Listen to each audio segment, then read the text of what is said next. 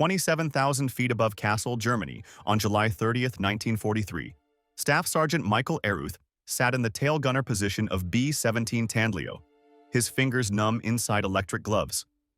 The temperature hovered around -40 degrees Fahrenheit. Through the plexiglass bubble at the rear, he watched Messerschmitt fighters forming up behind the bomber formation. 8, 10, 15 planes circling like wolves stalking prey. "Tail gunner, you see them?" The pilot, Lieutenant Brink, asked over the intercom, his voice tense. "I see them, sir," Aruth replied. He was only 23, but his crew called him the Kid because of his smooth, youthful face and slight frame. Just 130 pounds. They thought he was too small, too light to matter. What they didn't know was that this young man from Springfield, Massachusetts, was about to change the rules of aerial combat. Aruth peered through his K-13 gun sight, and the problem was clear. The standard doctrine told gunners to fire at attacking planes from 400 to 600 yards.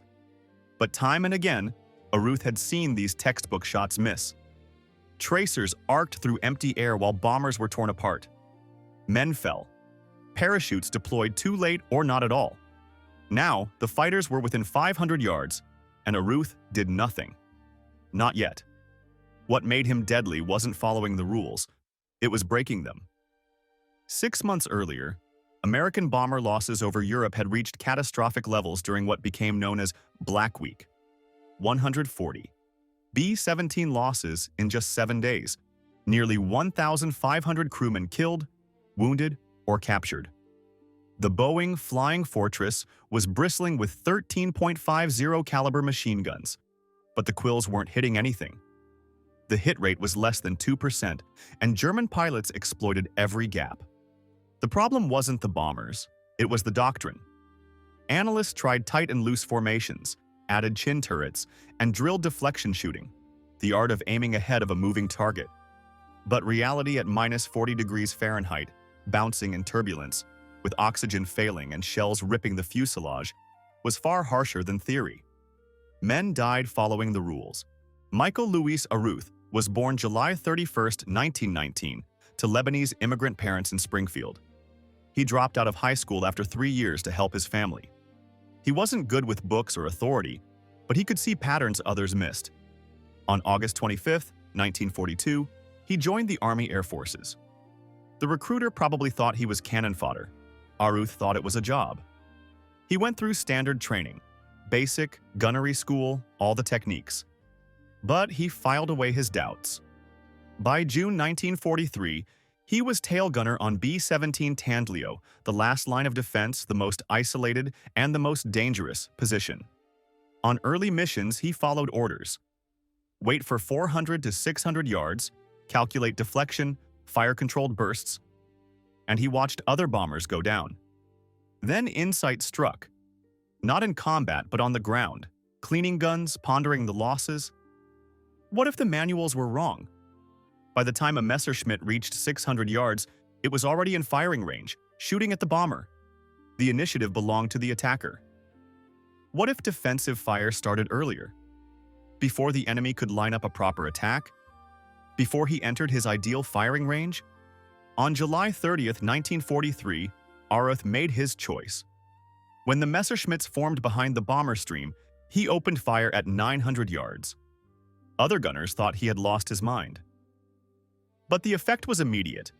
Enemy fighters scattered, broke formation, and flinched under streams of tracers.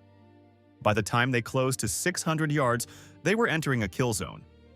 Aruth fired long bursts, ignoring the textbook advice of short, controlled bursts.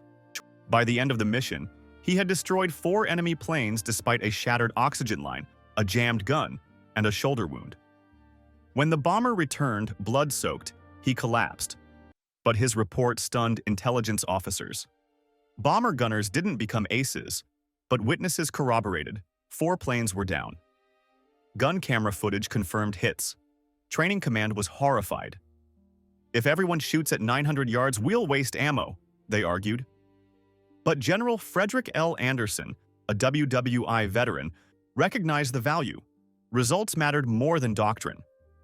Aruth was ordered to teach his technique to other gunners, and he received the Distinguished Service Cross. As the method spread, bomber losses decreased. Enemy pilots approached more cautiously, attack runs became less precise, and defensive fire became aggressive and early. On September 6th, Aruth shot down 2 more Messerschmitts during a strike on Stuttgart, even as Tandlio was heavily damaged and forced to ditch in the English Channel. All crew survived. Aruth completed 14 combat missions, with 17 confirmed kills, the highest score of any American bomber gunner. He did not seek fame or interviews.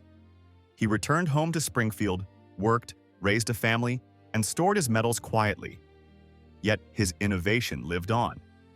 The principle, engage early, aggressively, and force the attacker to react, became standard in B-29 training and influenced modern air defense systems, from missile shields to integrated air defense. Post-war studies confirmed formations with aggressive gunners suffered 20 to 30% fewer losses. Michael Aruth passed away in February 1990, largely unrecognized by the public, but his courage and insight saved hundreds of lives. The lesson is clear. Sometimes the simplest observer sees what experts miss. Sometimes breaking the rules is the difference between life and death. And sometimes, a skinny kid from Massachusetts can change the course of war.